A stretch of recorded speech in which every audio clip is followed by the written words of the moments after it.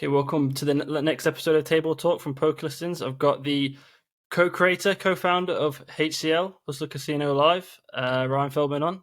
How's it going, Ryan? Good. Thanks for having me. Great stuff, man. So I guess for our audience base, we've got a lot of like readers from Brazil, from Sweden, like that kind of region of the world, like who might be aware of the stream, but probably don't know who you are, like people in the US and the UK do. Do you want to give us like a rundown of like how you got to where you are in terms of like the poker world? Sure. So I originally worked in TV production, sports media. Worked at ESPN for 5 years. That's why I moved to LA. I had a job working on NBA Countdown in LA. Had been playing poker and started playing more and more once I was working at ESPN in Connecticut and then in LA. And eventually, I just got more into poker than working in that field. So I started playing a lot. I had some friends that moved out to LA from the East Coast that were poker friends, and I ended up living with them. And one day I just decided, like, you know what, like, I don't want to do this anymore. This job isn't that fun anymore. Like, I'd rather try to play poker. And so I did that. I tried for a few months and wasn't doing that great. And within that span, I had already been involved with Live at the Bike. I'd been playing and commentating a little bit. And then the owner and producer of that show stepped down. And I realized right away, like, this is perfect for me. Like, I can transition to this field. I can take over. I can build this thing up. I know players. I have ideas. Like, I want this job. And so I went and got it. And I took over Live at the Bike and was the producer and kind of did everything in terms of the production there. And just built that up over 3 years. And by the end, I had some frustrations and some things I wanted to do and felt like I had other owners, so I couldn't really do everything I wanted to do. And I ended up partnering with Nick Vertucci, who was playing on the show, and we had talked business. And we decided, like, hey, let's go and start our own stream in another casino. So we did that, and eventually we landed at Hustler, and now here we are. Man, that's awesome. I mean, like, I think I'm somebody who's probably been watching since I think mid 2018. It's probably when I first found the stream.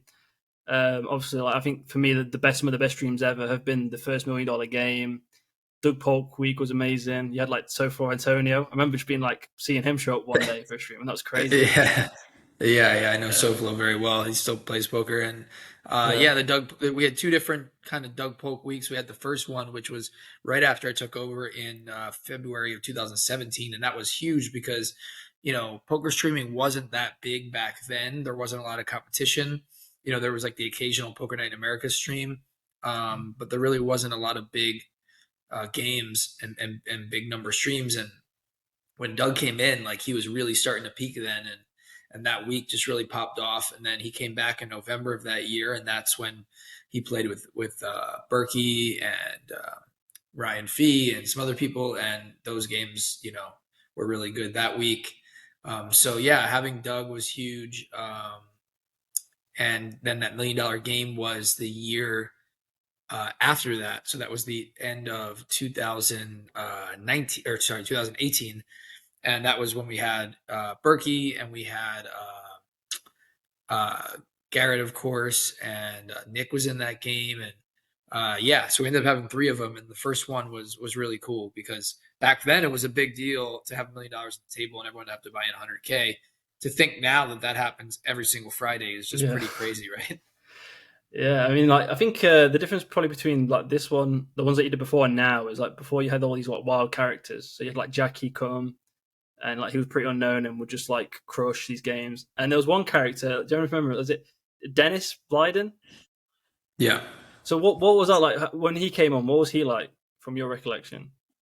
I mean, Dennis was just like wild action, degenerate, wanted to Yeah, gamble, was just crazy action. And you know what happened with him, right?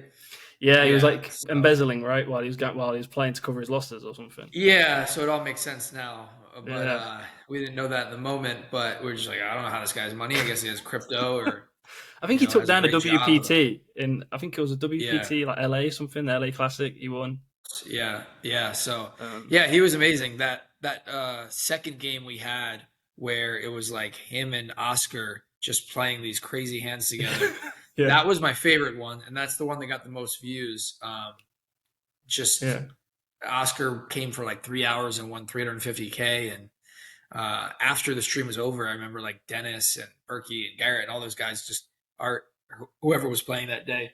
I actually have a painting in my house here somewhere that someone made from that game, so I can kind of see what the lineup was. Really? But Oh yeah, it was wow, that's cool. Bill Klein, John Sin, and all those guys ended up playing like all night, even after we stopped streaming. So That's yeah, that was amazing. very memorable back then. So But yeah, to think yeah, now we have $1 million buy-in, and back then it was a huge deal yeah. if there was a million on the table, right?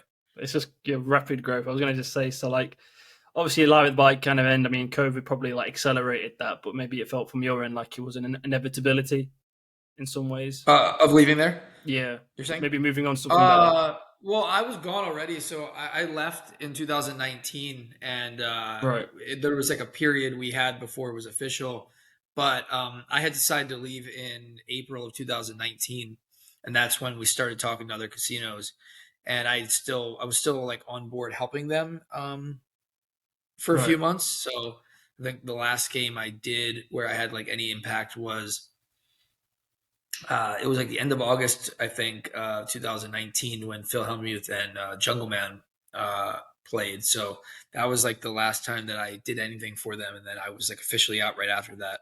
right.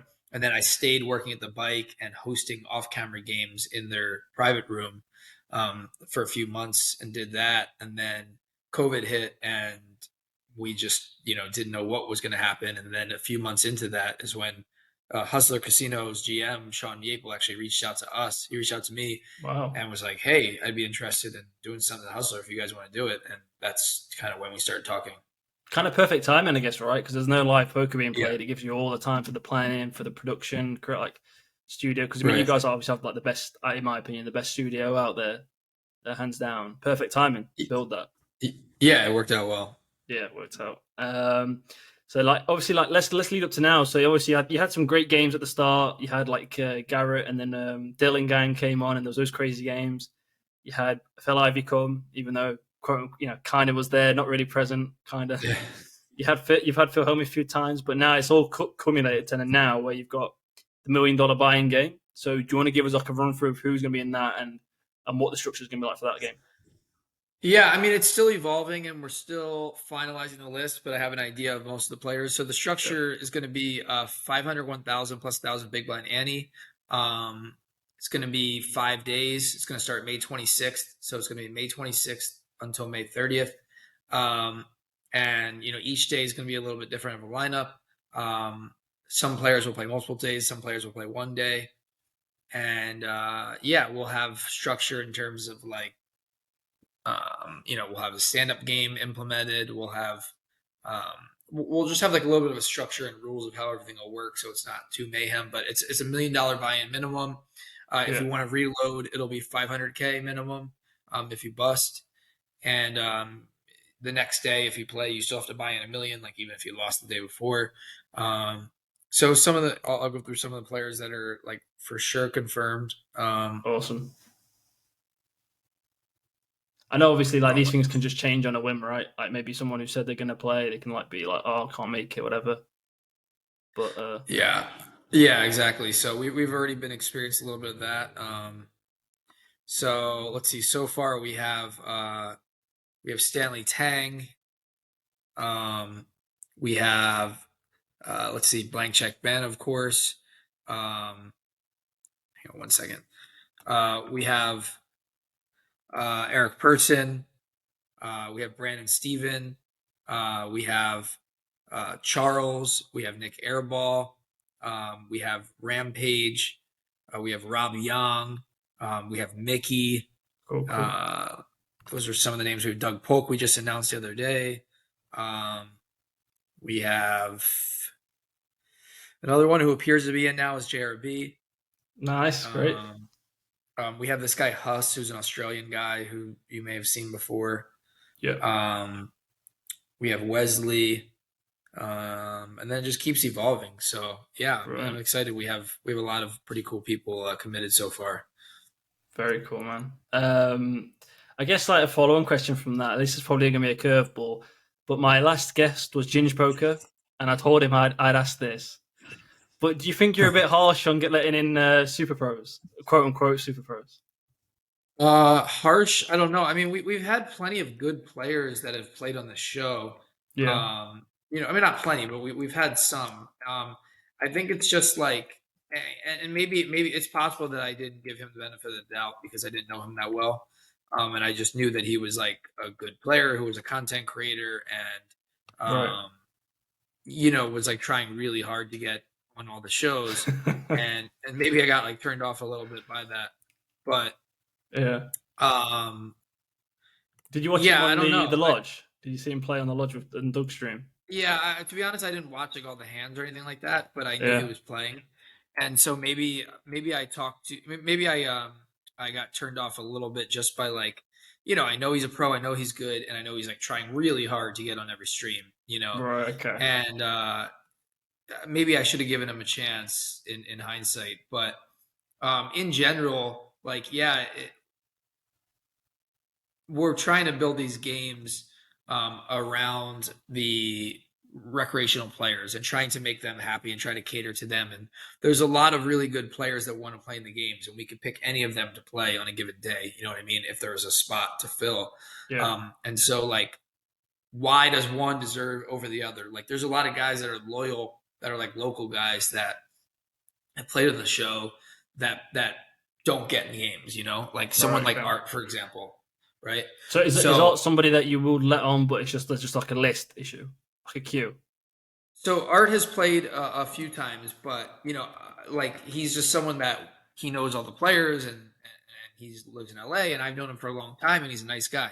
So I'm just saying that, like, he's a really good player, and there's a bunch of guys like him, that if we call them and said, "Hey, we have a seat today, you want to play?" They'd be like, "Yeah, of course." Right. Right. So, Ginge, for example, like he's just not one of those guys. Like he's from somewhere else. No one knows him. All we know is he's some pro who creates content. And Right. so there's a lot of people on a given day that want to play. A lot of the days we can fill it with with all non-pro players, if we want to, or maybe like one good pro, Hmm. and the rest we can fill. So we don't usually like need pros too often. Sometimes in the Wednesday game, but that's about it. So um, yeah, I mean, if you focus on the super pros and you build the lineup starting with them, then it's going to be harder to fill these games. It's going to be harder to be successful. It's going to be harder to get the other players to play.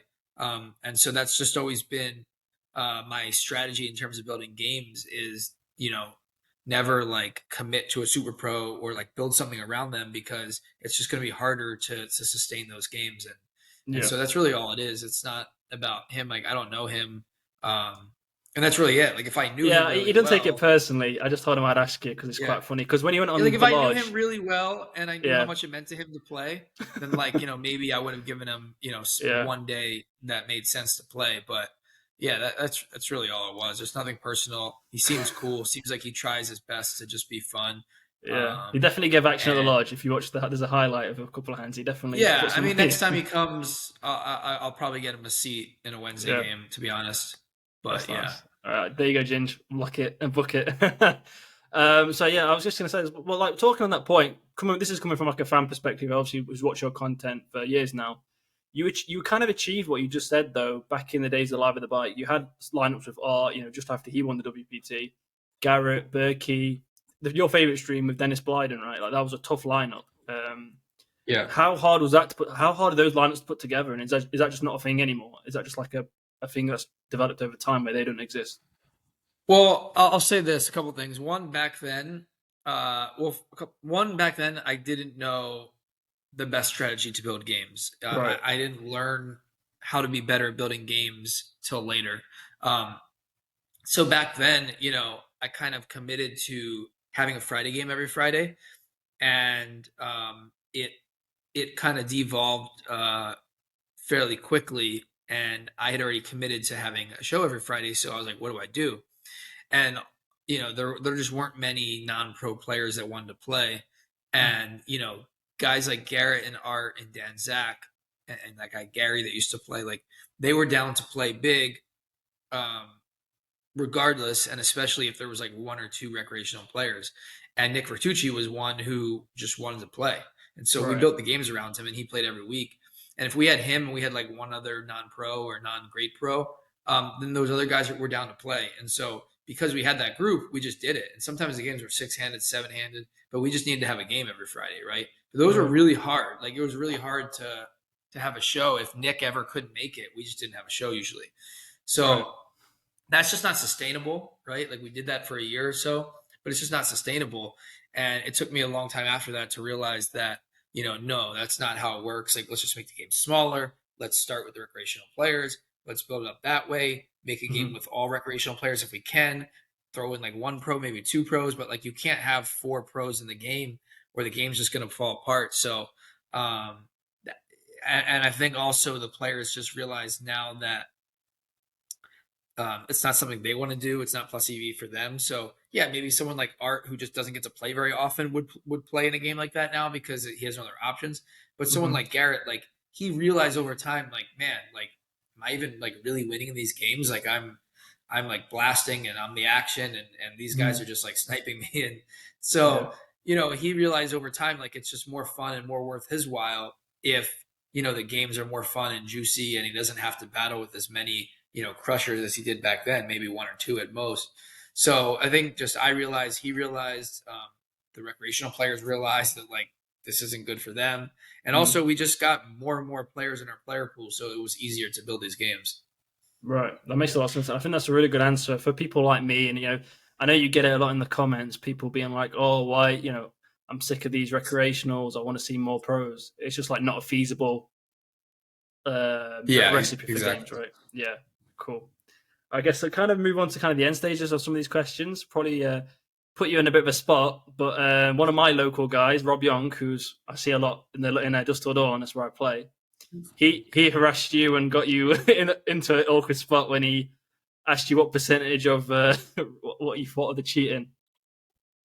Uh, Yeah, that was pretty annoying to be honest. I definitely messed up and I was kind of caught off guard and I yeah, should have thought about what I was saying and the impact and all of that, but I didn't think about it and yeah, he just kind of caught me off yeah. guard and I regret it. I wish I thought about the answer and like the impact and the number I threw out. It just didn't mean anything. It had no substance. I was just like, You're sure, just trying to give but like content, right? Like a fun yeah, answer. if I Yeah. really thought about it and thought about like what do I really think or what is the right answer or like how do I come up with a percentage for something like this that either happened or didn't, then Mm, I probably would have stated it a completely different way. One, I just wouldn't have given a percentage, but if I had to, it would have been much lower. Um, but really, the honest truth is that like you know I just what I was saying from the beginning when he kept pressuring me is I don't know. Like I don't. If you're asking me, did it happen? I don't know. If I had the answer, I would tell yeah. you. I just don't know. That's why we had an investigation because we don't know the answer, and we'll never know the actual answer. Now we can know that the investigation did everything they could to look at different angles and found nothing. But that doesn't mean it didn't happen. It just means they found nothing. It was inconclusive, and we have to live with that. It'll never be 0%. We can't prove it that it was 0%. Yeah. Um, and so that's what I meant. And at the beginning, I wasn't sure. I honestly wasn't. I was somewhere in the middle. As time went on, I believed more and more that it didn't happen. Yeah. And at this point, like I'm confident in what we've done to improve. I'm confident in all the changes we made. Um, and I'm happy with where we're at now. And like I think it's unlikely that anything ever happened. Um, Again, there's no way to know if it's 0%. But we made some great changes because of it. A lot of good came from it, and we've moved on. And so Yeah. that's really the truth of it all. Rob, it was just Rob Young being a bit crafty. He was just trying to set Yeah, he Phil wanted he fired. wanted content for his Twitter, and I'm Yeah. thinking when he's recording it, like, oh my god, this is live. Like, what do I say? What's my answer? Right? I should just been like, hey, let's just record it again. Like, I didn't like my answer. Yeah, yeah, of course. I mean, to be fair, for saying you run like such a big show, you do PR very well. That's like the one slip up you probably had. Yeah, it was So like the worst thing I said all along. I think I tried pretty hard to be conscious of all of this, and you're that pretty good, was yeah. that was dumb. for sure. I guess like just kind of moving on from some of these last few questions. Then I'm always someone that thought you're pretty well liked, especially in the high stakes player community. Obviously running all these games, you have to be well liked, create a network. Why is there all of a sudden been a lot of animosity between you and Berkey? He seems to be quite heated towards you. Yeah, it's weird. So me and Berkey have been like pretty friendly for years. We were cool. We'd see each other. We'd talk. We'd text. He'd come and play. So, he played on early on that game with Phil Ivey and Tom Dwan. We invited him. He won a lot. Took part in that. Um, and then shortly after that, he started playing on Live the Bike, and so we stopped really inviting him to much. And the once or twice where I thought about inviting him, you know, I remember like discussing with Garrett, and I was like, yeah, like maybe I'll invite Berkey. He's like, Berkey's good. Like, why would you invite him? And I was like, because Berkey back in like 2017, 18 was, every pro wanted to play with him because at least on stream he played wild. Yeah, But I think he got way better. And so, people saw that during the Tom Dwan for Lively games. And, Garrett was like, well, like, no, if you want to invite him, go ahead. It's your show. But like, he's like, mm. I don't think that he adds anything. Like, there's other, you know, pros that'll, or like more fun to play with. Yeah, So because of that, and just because of the fact that he was playing Alive on the Bike all the time, and I just like, why would I invite a guy who's in their intro video and is playing there every week? Like he clearly has some loyalty to there, and that mattered at that point, right? Like we're only yeah, a few months into our show, and we're trying to win the battle. So because of that, I wasn't inviting him. makes sense. And then later on in 2022 we talked a few times, and I think I had even offered him to come out one time, and he was going to, and then he didn't. And then the Jack forehand happened, and even like the week after that, he was like texting me and Nick about coming and playing possibly that Right. Friday. He was like, "Oh, I'm going to play in LA. I'm deciding. I have a friend that wants to play. Like, do I play your show or play bike? I think I'm just going to play bike because it's easier because of whatever this, and that with the chips, and it's going to be harder for me to get the money there." And I'm like, okay, well, if you want to play, like, I can help you try to arrange it to swap chips with somebody, but you know, whatever, it's up to you. Like, let me know. So we were cool, right? Mm-hmm. And then all of a sudden, he has this like conversation with somebody that worked for us, and he starts asking him about like our setup, and he starts telling him different things about that, and that Berkey decided he didn't like. And because of that, he just completely turned on us, and just without like, instead of coming to us and saying, hey, like, I was told this, like, can you explain this, or why do you do this, or why don't you do this, or what do you think about this? Never reached out, just went on his platform and just started blasting us out of Mm. nowhere after like 2 days before we were cool and we're talking. So that was really, really weird and shocking. And then, me and Nick tried to like reach out to him, and kind of talk privately about like, hey man, like what's the issue here? Like, can we just talk? And he just like didn't want to. He just like Right. was really negative towards us, and he just kept bashing us. And for the months after that, you saw that he just kept like saying about how our show is unsafe and this and that and blah blah blah. And it's like, dude, you were literally reaching out to like play with us, play in our game like the week or that week. Yeah. Um, so I don't know. It's just weird because of that. He decided to have this animosity towards us, and it's never been the same since then. And then that kind of sparked the whole Nick Airball thing too, because Nick felt really loyal to us, and he didn't like that Berkey was kind of attacking our show, and so Right. he felt the need to attack Berkey months later. But yeah, the whole thing's weird. We were cool, and then I don't know. He just it's one thing to just say like, hey, here's something you guys should do that you aren't doing, but instead he decided to like just completely like attack us, and like attack our credibility and our integrity and all of that, just because like he wanted something different. Well, our stream was always the leader in terms of like game security. Like whatever we did, other people followed us. Like we were Mm-hmm. the first ones to take phones and electronics away. We were like the first ones to like wand people. We're like a lot of different things that we set the standard for, and other streams weren't doing, and they followed suit later, months later after we were on the air, and did all these things. So to attack us like that because there's something that you didn't like that was in our setup, where we were always ahead of the curve, is just like ridiculous. Like there's different ways to handle things. You can come to us privately and be like, hey, as like someone who's involved in the scene and cares, like, why are you doing this? I'm curious. And like, okay, here's my feedback on what you should do. What do you think about that? And then take that and then go to your platform and be like, hey, I had a conversation with Nick and Ryan. They explained to me this, this, and this. I don't like this. That's fine. But do your Yeah. due diligence with the actual people that are making the decisions before you attack. I just don't. I just thought that was really bizarre. Yeah, it's been like a very much a battle of like hypocrisy, I guess. He kind of does. He didn't like the people attacking his business, which is completely fair. But then he's also said stuff about other people's businesses, so it feels like a circle that's just kind of repeating itself, and not really having much Yeah, I mean, reflection. I wish him well. I saw him in person a few weeks ago when I was sweating their heads up match, and we were fine. Like, That's there's no cool. animosity at all. We weren't Yeah, like talking friendly the whole time, but we were fine. It's just I don't know. Like, I guess he's kind of stubborn and yeah. He seems pretty heated feels right strong. now.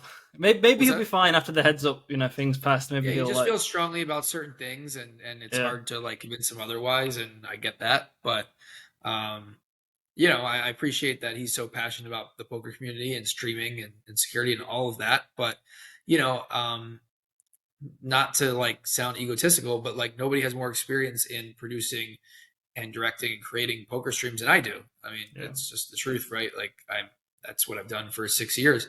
And so, like, if you've never done a stream or you've only done it a few times, like, you don't know what it takes production wise and just setting everything up to make it happen. And so, you can't, hmm it's hard to speak on it just because you downloaded this Poker GFX software and understand how to push the buttons. Like, it's not that simple, right? You have to yeah, integrate that into a production, and there's more that goes into it. And every production's different. Everybody has setups in different ways. We're not a low budget stream. We don't have a basic setup like some other streams do, where like anytime he's done a stream, I mean, he hasn't really done a stream, but like the one or two times he's probably tried, like in the Solve for Why studio, he's done it in a certain way. Well, we're not doing it that way, and that's why our quality is what it is. Like we have a TV setup, and so it just doesn't operate the same way, and that's what he never understood and other people didn't understand is like it's not that simple where you can just say like, oh look, I just pushed the button, like look, it works this way. Like no, it doesn't. Like we have a yeah. completely different setup than everybody else.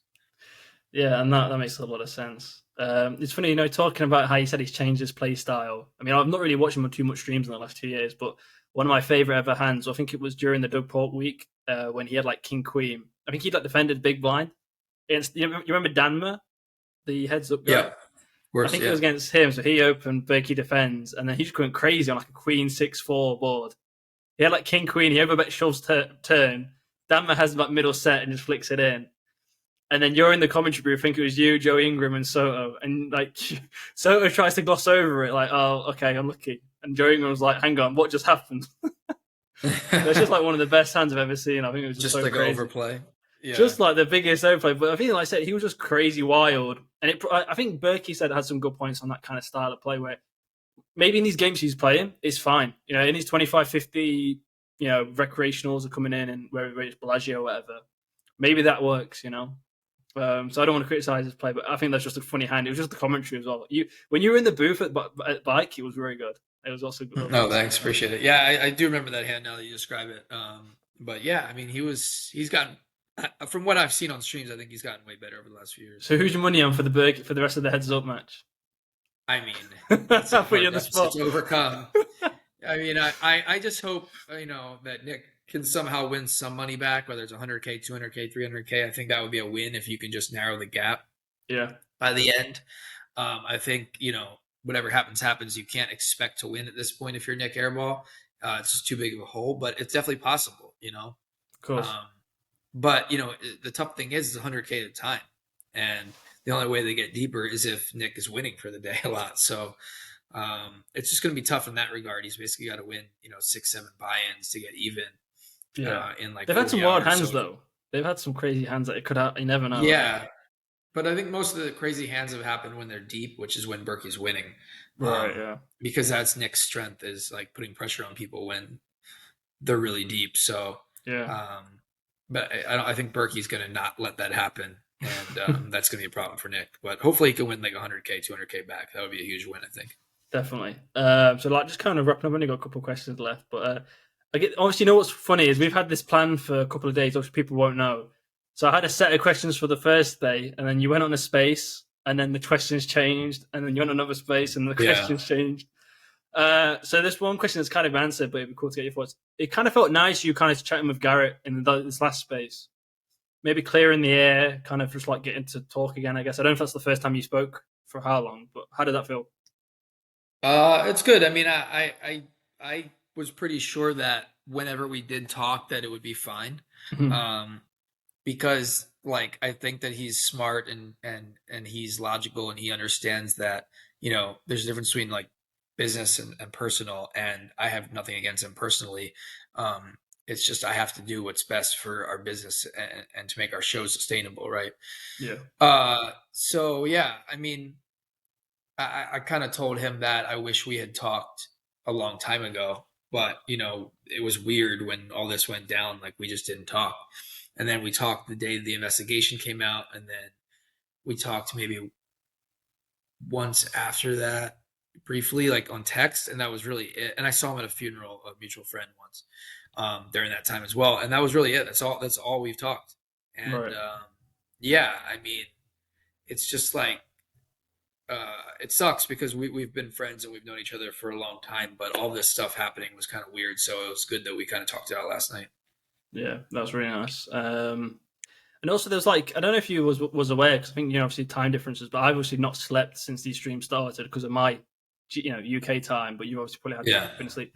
Alan Keaton did a stream, I think till so about 3 hours ago. I think he stopped finally.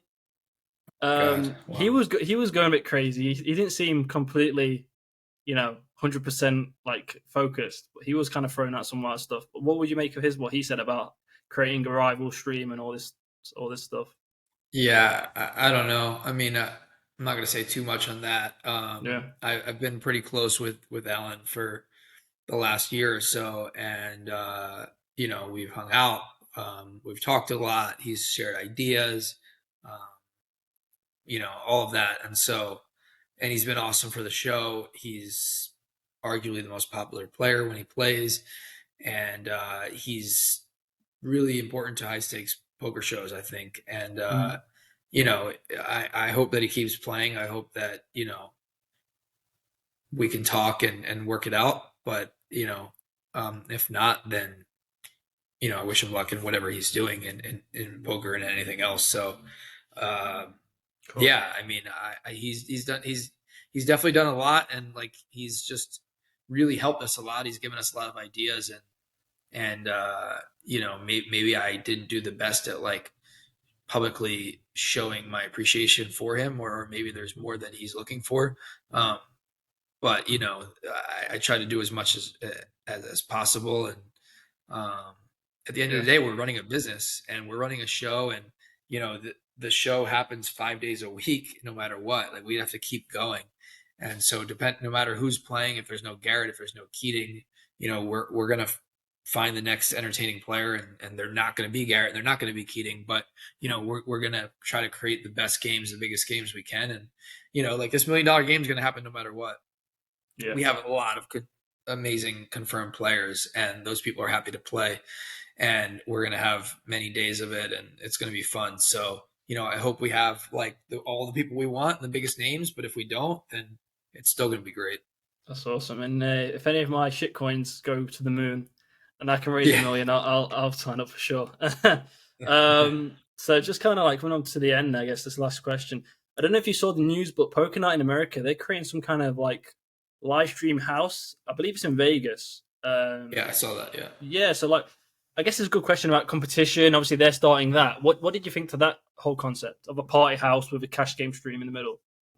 Yeah, I think that it's going to be a bit of a challenge. I'm interested to see like what's going to happen with that. I think there's a few issues with it. One is that the money issue is the biggest thing. It's like if you're creating a private game, it's not in a casino, it's not regulated or sanctioned. Like, Mm, how do you do money?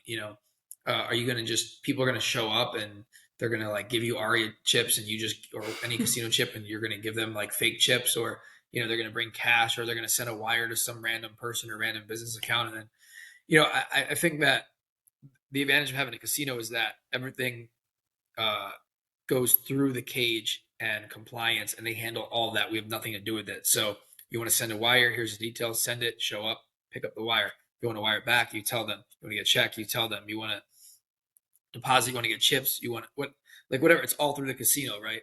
Yeah. If you're doing it where at like some made up private house where there's no real casino chips, like that's a problem, right? Like how Yeah. do you do those transactions and stay above board in terms of like compliance, right? Like how do you prevent money laundering? How do you make sure you're following all of the rules? And they don't have that department because they're not a casino, right? So that would be my biggest thing. Is I'm curious to see like how all that works out. Mm. Um, you know, and just exchanging chips. But beyond that, it seems pretty cool. I mean, it seems like just they're just turned a home game into a show, and I assume they had all this great equipment from Poker Night in America back in the day that they weren't using very often. So they're like, hey, we got this house, like let's set up a studio there and let's get games in Vegas. So, Yeah. I think competition is good in poker, and I think there's a lot of room in this space for streams and different games, and I think that we're part of the reason why we're successful is because we do 5 days a week and we don't stop and we just keep going. And I think that's hard for anyone to do and maintain. Yeah. But other streams like Poker Night in America could come up and have a high stakes game once in a while, and I think that could be very good. And I don't think there's anything wrong with that. Yeah, I mean, there was a stream. It's just kind of coming back to my mind now. I think it was in a place in Vegas, like just some house. WPT Global. I don't want to say WPT because like I think they're different kind of brands, but it might have been Global where they got like Kristen Bicknell, Dan Smith. Yeah, I remember that. Yeah. Yeah, so that was Yeah. that So same kind of concept, So I right? don't know how that all works. So, I don't know. I'm not saying that like you can't do it. Yeah, I'm just saying I don't know how it works, and it's yeah, harder to do. Like it's a lot easier if you run it at a casino like Poker Go. They run it at Aria, and they have a cage there. The Poker Go people have nothing to do with the transactions. You show up, you have Aria chips, you put on the table, boom, you move on, and Poker Go has nothing to do with it. We have nothing to do with the transactions. Like, if someone asks me for the wire info, right. I send it to them. But otherwise, we just hope that everyone that's invited shows up with chips.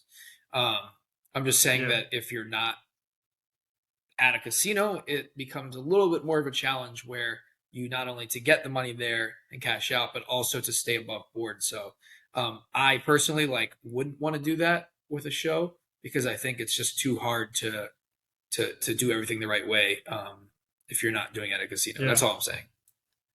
So you've not had any extra stress for this game in terms of the fact that there's going to be what maybe 7-8 million wide in and out of the of Hustler. Is that not? You don't have No, any like. yeah, I'm not really stressed out in terms of the money stuff. Like, I think most Mm, people that are in it kind of are gonna be able to handle it themselves. Like, as we get right. closer, like, yeah, there might be a couple of people where I have to be like, hey, did you send your wire? Did you send your wire? Like, what are you doing for money?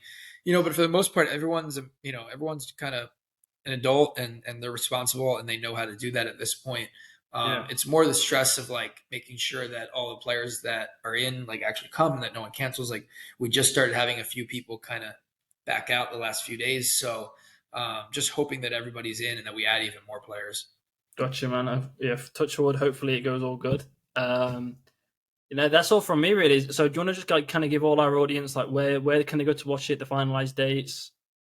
You know. Yeah, so $1 Million Game will be May 26th to 30th. Friday, May 26th will be the first day. So hope that everyone checks it out on our YouTube channel, Hustler Casino Live. And yeah, looking forward to it. It's going to be a lot of fun. And thanks for having me today. Perfect. Cheers, Ryan. Thank you, mate. All right, thank you.